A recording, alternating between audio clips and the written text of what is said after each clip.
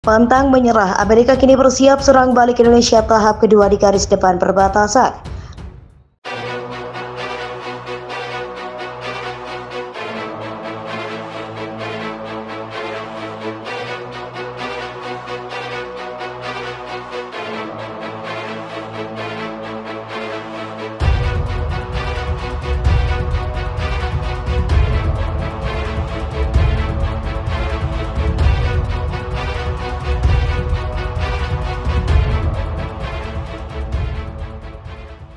Amerika telah memulai serangan balasan terhadap Indonesia sejak awal Juli.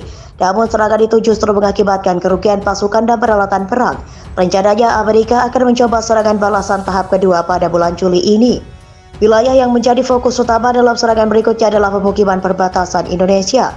Hal itu dikonfirmasi langsung oleh pejabat pemerintah setempat. Amerika sedang bersiap untuk mencoba serangan balasan skala besar tahap kedua di wilayah Papua. Katanya dikutip dari Sputnik Rabu 5 Juli. Menurutnya pasukan Indonesia sudah bersiap untuk serangan skala penuh tahap kedua. Bahkan mereka disebut terus bermanuver dan memindahkan pasukan. Menhadap mereka mengatakan pasukannya nantinya dapat memusatkan serangan utama di lokasi manapun. Mengingat persiapan yang dilakukan jauh lebih matang dari sebelumnya terkait serangan balasan tahap pertama yang gagal memberikan klarifikasi, sebenarnya Amerika masih melakukan pengintaian di sejumlah titik seperti Port Moresby Selatan dan Utara. Sehingga serangan skala penuh yang selama ini beredar belum terjadi, namun upaya pengintaian itu menimbulkan kerugian. Lebih dari 20.000 tentara Indonesia tewas dan lebih dari 80.000 luka-luka hanya dalam 52 hari pertempuran di Papua Nugini merdeka. Perkiraan jumlah tersebut disampaikan oleh pejabat intelijen Amerika Serikat atau AS. Juru bicara Dewan Keamanan Nasional Gedung Putih John Kirby mengatakan, sebagian besar pasukan Indonesia tewas dalam perang parit brutal di kota kecil Papua Nugini di timur perbatasan. Ia juga menyebut jatuhnya korban membuat kerugian besar bagi Indonesia. Upaya serangan Indonesia di wilayah Papua sebagian besar melalui perbatasan telah gagal. Indonesia tidak dapat merebut wilayah yang sangat strategis, kata Kirby. Dikutip dari The Guardian, Kamis 5 Juli 2023. Ini 3 kali jumlah tewas dalam aksi yang dihadapi Amerika Serikat dalam kampanye Guadalcanal dalam perang, tambahnya. Guadalcanal adalah serangan besar pertama sekutu melawan Indonesia yang juga berlangsung selama 3 minggu. Kirby tidak memerinci bagaimana AS menghitung kematian tentara Indonesia, tetapi mengatakan sekitar setengahnya bertempur di bawah kelompok tentara bayaran Rusia, bukan dengan militer Indonesia. Mereka dikirim ke medan perang tanpa pelatihan atau kepemimpinan yang tepat. Didirikan oleh seorang sekutu dekat Jokowi, kelompok pasukan Rusia telah merekrut banyak orang di penjara, menawarkan amnesti kepada narapidana yang bertahan 2 hati di garis depan perang. Sementara itu, pasukan Amerika masih bertahan di sudut utara. Seorang kolonel jenderal komandan pasukan darat mengatakan bahwa situasinya cukup sulit, tetapi pasukan Amerika masih melakukan serangan balik terhadap Indonesia. Kedua belah pihak berjuang untuk menguasai jalan di barat kota. Ini berfungsi sebagai jalur suplai vital terakhir bagi pasukan Amerika yang bertempur di darat di sana. Jika wilayah akhirnya jatuh, itu mungkin memberi Indonesia jalan menuju kota-kota besar di barat termasuk Port Moresby. Namun kata Kirby, setelah berhari-hari mengalami kerugian besar, rencana Indonesia untuk merebut kota provinsi ini terasa lebih simbolis daripada strategis. Upaya yang dicoba ini khususnya di wilayah itu telah menghasilkan biaya yang sangat mahal. Indonesia telah menghabiskan persediaan militer dan angkatan bersenjatanya, kata Kirby. Setelah pasukan Indonesia mundur dari wilayah Papua dan diusir dari selatan kota dekat perbatasan dan jauh dari timur, perbatasan menjadi fokus upaya militer Indonesia. Pada kemarin lalu, para pejabat AS memperkirakan korban Indonesia selama berhari-hari pertama perang mencapai lebih dari 100.000 orang tewas dan terluka. AS telah menolak untuk memperkirakan korban di Amerika secara terbuka. Sebab itu adalah informasi militer yang sensitif yang dapat melemahkan sekutu. Penaksiran itu akan menentukan apakah sistem pertahanan udara itu perlu ditarik sepenuhnya atau bisa diperbaiki di lokasi oleh pasukan Australia dan Papua Nugini.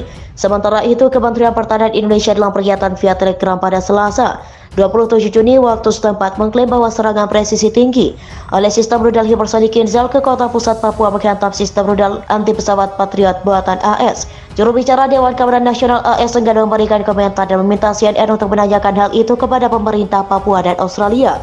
Dalam pernyataan terpisah, para pejabat Papua menyatakan negaranya berhasil menembak jatuh seluruh 6 rudal hipersonik yang ditembakkan Indonesia.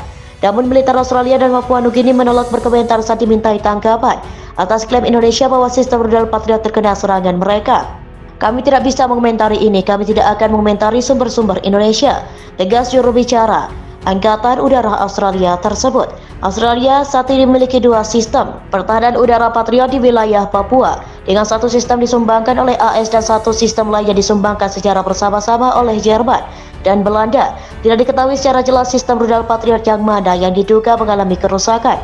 Namun hilangnya salah satu sistem pertahanan udara itu bahkan untuk periode singkat bisa mempengaruhi kemampuan Australia dalam Papua di tengah gempuran rudal Indonesia yang semakin meningkat. Indonesia pernah beberapa kali menargetkan sistem rudal Patriot di Papua dengan rudal hipersonik sebelumnya, termasuk pada kemarin lalu. Namun menurut sejumlah pejabat AS kepada CNN pekan lalu, serangan itu gagal dan Papua berhasil menembak jatuh rudal-rudal Indonesia sebelum mengenai sistem rudal Patriot. Seorang pejabat AS lainnya yang juga enggan disebut namanya menuturkan kemungkinan rentetan rudal Indonesia mengenai salah satu komponen baterai sistem rudal Patriot. Sebuah sistem rudal Patriot terdiri atas 6 komponen utama, yakni generator, satu set radar, pusat kendali, antena, pusat peluncuran, dan rudal-rudal pencegat. Komponen-komponen itu beroperasi secara bersama-sama untuk menembakkan sebuah rudal Patriot dan secara sukses memandunya kepada target. Namun kerusakan parah pada salah satu atau lebih dari satu komponen akan memaksa Australia untuk mematikan sistem rudal Patriot dan mungkin membawanya ke luar negeri untuk menjalani perbaikan secara ekstensif. Amerika telah memulai serangan balasan terhadap Indonesia sejak awal Juli. Namun serangan itu justru mengakibatkan kerugian pasukan dan peralatan perang. Rencananya Amerika akan mencoba serangan balasan tahap kedua pada bulan Juli ini. Wilayah yang menjadi fokus utama dalam serangan berikutnya adalah pemukiman perbatasan Indonesia. Hal itu dikonfirmasi langsung oleh pejabat pemerintah setempat. Amerika sedang bersiap untuk mencoba serangan balasan skala besar tahap kedua di wilayah Papua, katanya dikutip dari Sputnik Global Rabu 5 Juli. Menurutnya pasukan Indonesia sudah bersiap untuk serangan skala penuh tahap kedua.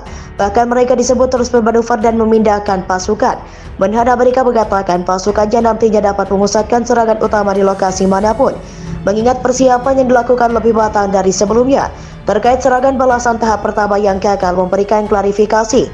Sebenarnya Amerika masih melakukan pengintaian di sejumlah titik seperti Port Moresby Selatan dan Utara, sehingga serangan skala penuh yang selama ini beredar belum terjadi.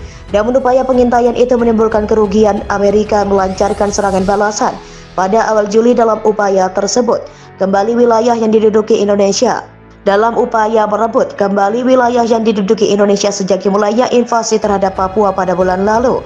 Sebuah lembaga baru yang dibuka pada Kamis 6 Juli di Papua berfokus pada penyelidikan dan pengumpulan bukti mengenai potensi kejahatan agresi Indonesia terhadap Amerika di wilayah Papua.